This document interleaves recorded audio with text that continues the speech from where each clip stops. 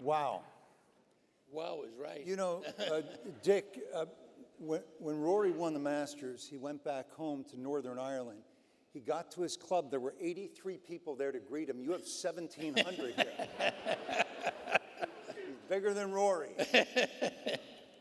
Congratulations. Thank you. Anne-Marie and Richard and Ryan and Kevin. Michael, where's Michael? And Jalen and Peter, congratulations to you as well. I have to say, in listening to Jalen, and her message at the end of her wonderful speech was, never stop fighting, never stop believing. And I immediately thought of Rory. Yeah. And what a wonderful game where we could be as inspired by Jalen as we were by Rory McIlroy. That's just the greatest game, I think. And as well by this guy right here. Thank you for having me. First of all, Dick, what do you think of these phenomenal student speakers like Jalen? Well, that's what we have the fun for people like Jalen. And how about a standing ovation for Jalen?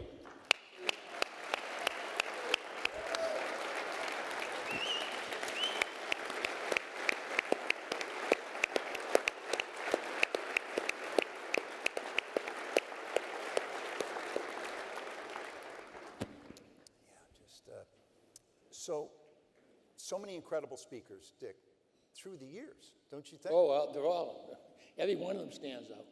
I'll tell you one quick story.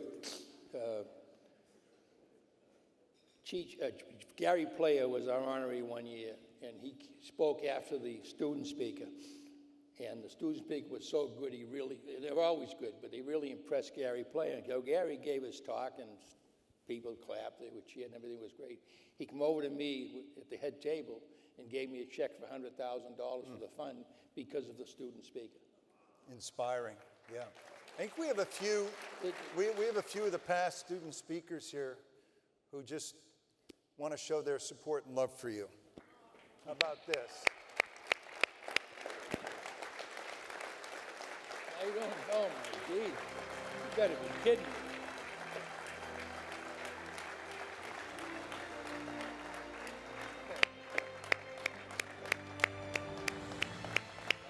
Thanks, buddy. Thank you. Everything you've done for us, and we'll continue to do. Here we go, Ouimet Country Club, Malden Catholic High School, Holy Cross College. How's that, Peter? Not bad. Great, thank you. Thank you so much. Thank Really you. Appreciate it. Thanks. Thank you. Thank you. Thank you. That's what we give the money for people like this. Thank you all. Thank you all very much. Thanks, guys.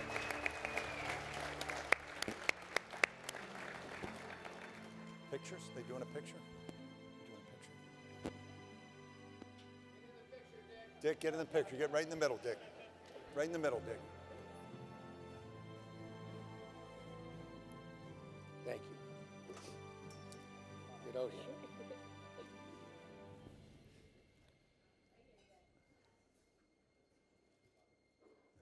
Good. Thank you all. Thank you. Thank you all. Thank you. So deserved. Thanks, buddy. Thank you. Thank you. Thank you.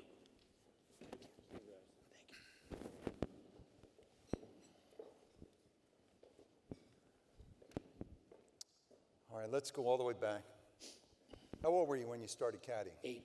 8 years old at Woburn. Ouimet Country Club. So how'd you get into it? Who'd you caddy for? What'd you learn? My mother was one of 10, and she had 9 brothers. Just an aside, she had 9 brothers. How about my father coming and take my mother out on a date with the 9 brothers sitting there watching?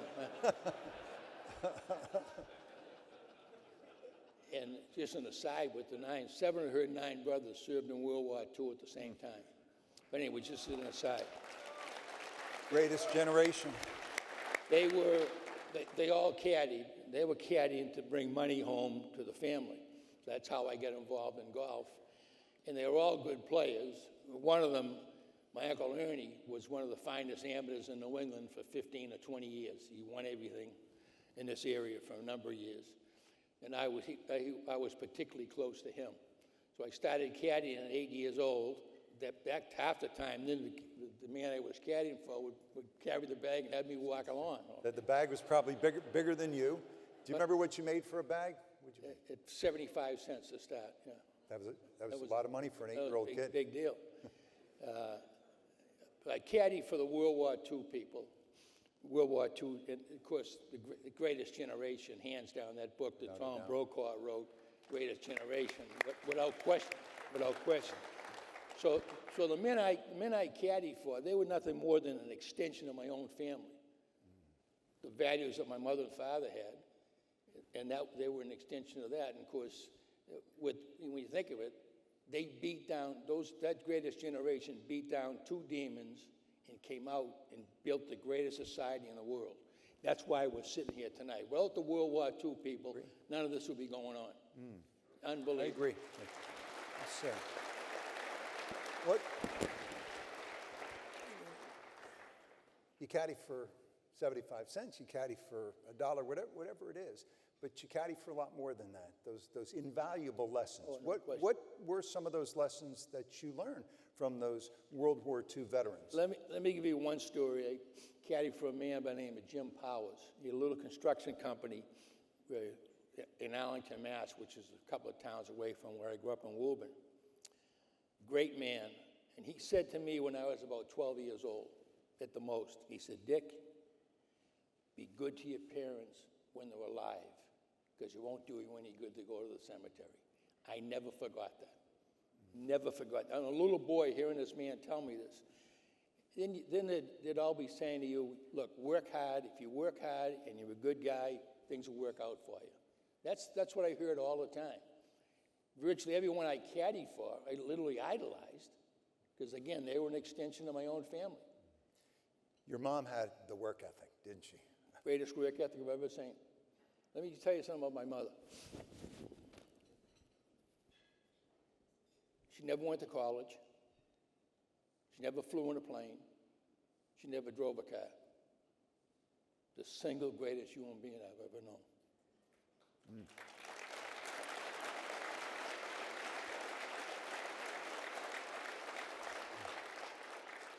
How'd you come to meet Eddie Lowry, Francis's caddy? I'm out in San Francisco. I'm working for Ford Motor Company. And the name of Eddie's dealership was Van Etter Motors. Of course, as you all know, Eddie was the famous caddy for Francis. Went on to become one of the most successful businessmen in the country. His friends were Bob Hope and Bing Crosby, et cetera, et cetera. So I thought I was going to go up and say hello to Mr. Lowry because I was a Ouimet scholar. Francis caddy for Eddie caddy for Francis. And the rest is history with that story. So I go up to the dealership. I walk in. I had more brass than brains. I walk into the dealership, and I said to the woman out front, "Is Mr. Lowry around?" And she said, "Do you have an appointment?" I said, "No, I don't. I'd like to stop in and say hello to him." Now, she's looking at me like, I looked about 19 years old. I had a crew cut and it's the whole deal. So I said, "If you would tell Mr. Lowry that Dick Connolly, a Ouimet scholar from Boston, would like to say hello to him." Out he comes through the door. He looks at me, he says, "An Irishman from Boston? A Ouimet scholar? Get in here." He would have given me the city of San Francisco. How about Arnold?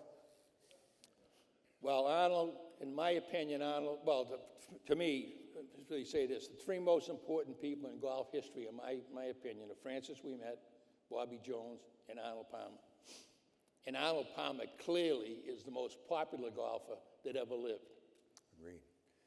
When I was working in the investment business back, it was Payne Weber at the time, the sports figure that they had representing them was Jimmy Connors, the great tennis player. And the reason for that was our chairman, Don Marin, was a big tennis buff. And so, therefore, it's Jimmy Connors. I could never understand why we didn't get someone like Arnold Palmer, who I didn't know at the time, because he was so popular, everybody loved him. And I kept suggesting to our national sales manager, why don't we use someone like Arnold Palmer?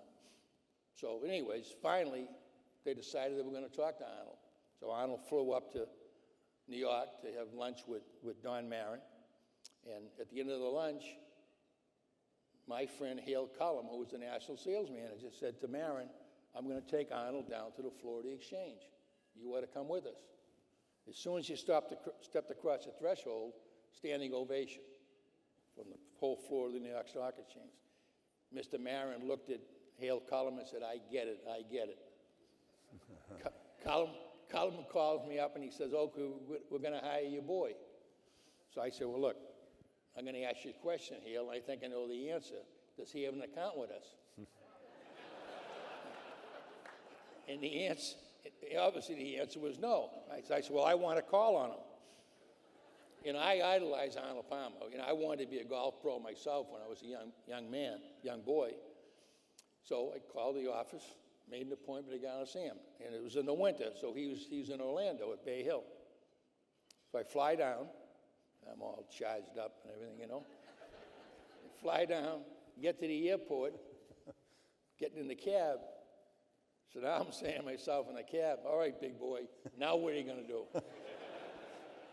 So I get over to Bay Hill, and Arnold's office is right above the pro shop. Everything Arnold Palmer ever did, there was nothing fancy. He was just a real great man. So I got up to the second floor, right above the pro shop, and his assistant sees me coming. So she obviously knows this is Dick Connolly because I had made an appointment. She looks into the office, and she obviously said, Mr. Palmer. She didn't come and get me. He came and got me. We go in the office. We talked easily for a couple of hours. Similar backgrounds. I came from relatively poor. He came from dirt poor. Dirt poor. And his mother and father were his heroes, just like my case. My mother and father were my heroes. Sit down, we talked, compared notes. He had done some caddying. And of course, I told him about my background, so on and so forth. We finish. He puts his arm on my shoulder and he says, Dick, you do your job and I'll do mine. Wow. Rest is history. And I'm going to say this to you. No one ever got better press than Arnold Palmer. No one ever got better press. He was not as good as his press. He was better. Better. Just a magnificent, magnificent man.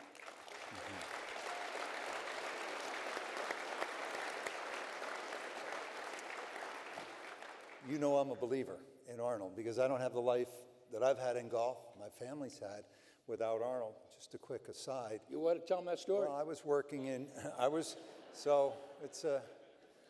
goes all the way back to the 1950s, before I was born. My father, rest in peace, started a fully lighted driving range, par 3 in a miniature golf in a working class city, Allentown, PA, Mack Truck, Bethlehem Steel. My dad remembers it as the first fully lighted cemetery in the United States. They struggled in the early days, but Arnold was ascendant, also from Pennsylvania. He married Winnie, who was from the Lehigh Valley as well. My dad, being an entrepreneur, wanted to get Arnold's name on this new venture. They would be called Arnold Palmer Golf Centers. It sounds like a good idea. Yes. Well, we know that Arnold was a great businessman in his own right. And when my father found out Arnold's asking price to lend his name to this new venture, Dorneyville Golf Center was born. Named for the little borough on the edge of this expanding city. Fast forward, I grew up in golf. I'm doing radio in Dallas, sports talk radio. Golf Channel launches. I audition, they offer me a job. But I'm still not convinced it's going to make it. It's 24 hours of golf. Only crazy people like us are going to watch it, right? So I called my mom. I said, Mom, they offered me this job. It's called the Golf Channel. What do you think? Should I take it? My mom, to her everlasting credit, said, Richard, if it has Arnold Palmer's name on it, you get your ass down there. And the beautiful bow on this story is in 2013, my beautiful wife Robin and I, we'd been doing a charity event for the Palmer hospitals, the neonatal intensive care units. And we would have the Sunday night gala at Bay Hill, and Arnold occasionally would come. My dad had passed away that year. It was 2013 when I was here. That's right. Exactly. And 200 people in the room, and Arnold calls my mom up as we're doing a Q&A just like this, and he presents our family with a plaque in honor of my father for the work that our family had done for the hospital. So my dad never got Arnold's name on the golf center, which had a 35-year run, but my dad got his name inside that hospital. You tell me if this isn't the greatest game of all. And Arnold, you and I were talking about this. Never has anybody that I can recall in this game who profited so handsomely from the sport looked as though they'd play it for free because they loved the game so much. And Arnold he just loved people, you know. No question. Yeah. No question. You know, he probably just loved the fact that you went for it, too, because that was Arnold's calling card, is he went for it, right? Well, again, another quick story about Arnold. We honored him in Charlotte, North Carolina in 1994. A couple of thousand, well, not a couple of thousand, but they say 1,000 people in a room at Quail Hollow Country Club. And we honored him in 94 because that was the 40th anniversary of him winning the National Amateur, which he said forever was his most, famous. Important win. And back then, if you won the National Amateur, because there was no money in the pro game, if you won the National Amateur, you were the man. You were the National Amateur champion. And again, always said it was his proudest championship. So he gets up to talk, and they did a little video on him. He's sitting up at the table, and he's, and is well into his 60s at the time. He sees his whole life go in front of him. So he probably got a little emotional. So we get up to speak. He looked out into the audience, and he said, it all started with Doris and Deacon, his mother and father. He said, any softness that I have, I got from my mother. My father was a tough guy, but boy, did I love him. There wasn't a dry eye in the audience. He literally idolized both parents. His father, by the way, had polio, could do 15 one-arm pull-ups. Right. That's how strong he was. I had the good fortune in 2013 to do a story in Arnie's warehouse in Latrobe. If you're a golf lover, try to go, where he kept all of his memorabilia for all those years. It was the size of this room right here. He had the old Pennzoil tractor. The original tractor was a 1922 Fordson tractor. Right. He used to sit on, he called him Pap. He used to sit on Pap's lap. And when we go through 2 hours, and it was the greatest golf trip I've ever taken without swinging a club. We had cameras there, and I'll never forget this. He had 10,000 golf clubs and shoes, and he had a pool cue that Jackie Gleason had given him from the movie The Hustler. He had cigarette lighters. He didn't want us to show that, but he had these personally made lighters from a guy named Shaggy Wolf. They were beautiful lighters. But anyway, at the end of the tour, I see these canisters of film, silver canisters, old, and what I would have given for the old-fashioned projector. And they were all of his championships, 58 Masters, 60 U.S. Open, 62 Masters, 64. But at the top, the one that caught my eye said 65 Tournament of Roses Parade. Yeah. I said, Arn, what is that? He said, I'll tell you a story. When Arnold says, I'll tell you a story, you're all ears. He was the Grand Marshal of the Rose Bowl Parade in 1965. It was a big deal, in the mid-'60s. And he's in the convertible, like the Grand Marshal, with Winnie. And the parade route is ending, and it turns off. And his father, as Arnold tells it, was following on foot behind him. And as they're ending the parade route and they're roping it off, Arnold turns and he yells at the state police officers who were on foot, hey, he's with me, let him in. When the parade was over, his father, this is Arnold telling me this story, got nose to nose with him. This is about humility. Nose to nose with him. He said, don't you ever pull that crap again. We are no one special. And that's the tough man, but that's where he learned that humility. Absolutely. That's the way Arnold was. Arnold, basically, as famous as he was, in all his great success, if you were around him, all you saw was humility. No question. We were talking about this.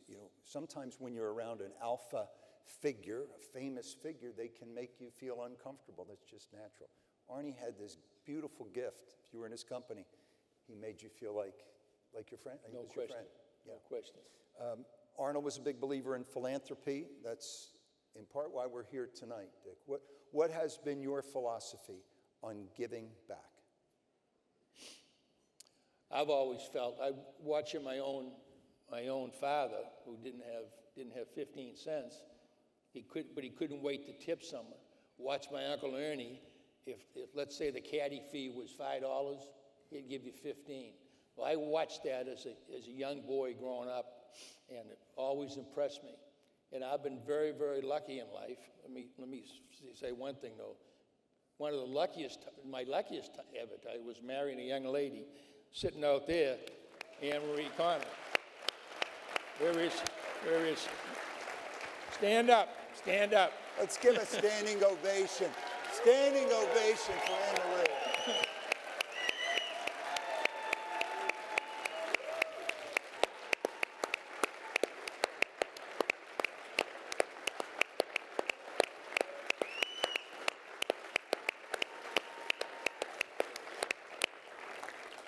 And she gave me 3 great sons. And they're all here tonight. Yeah. Richard, Ryan, and Kevin.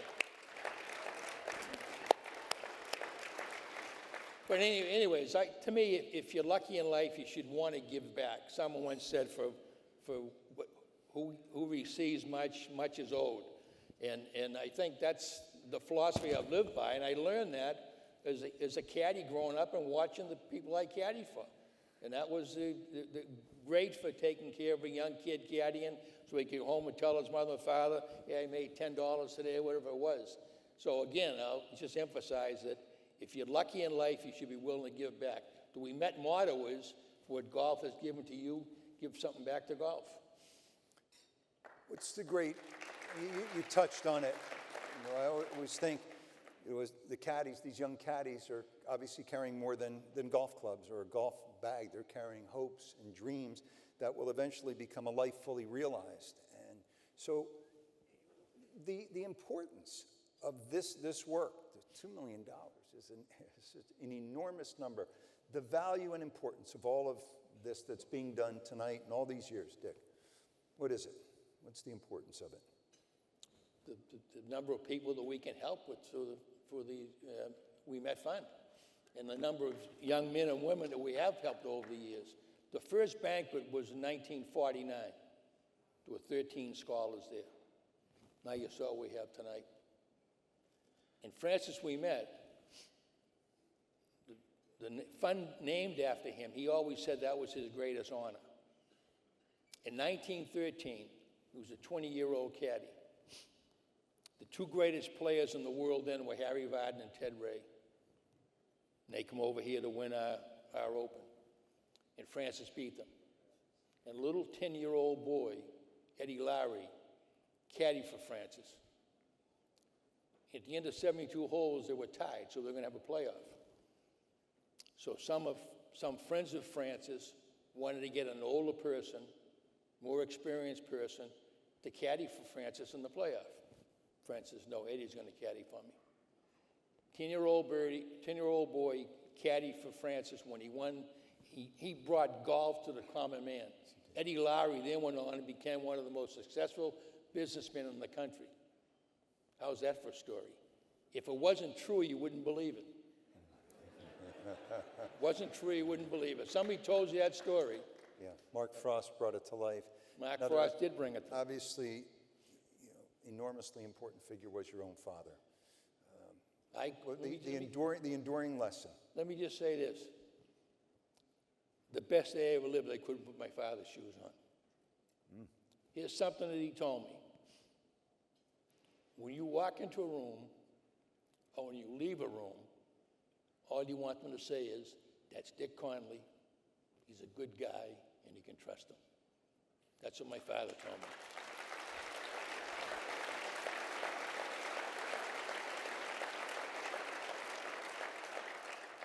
That's Dick Connolly. He's a hell of a guy, and you can trust him.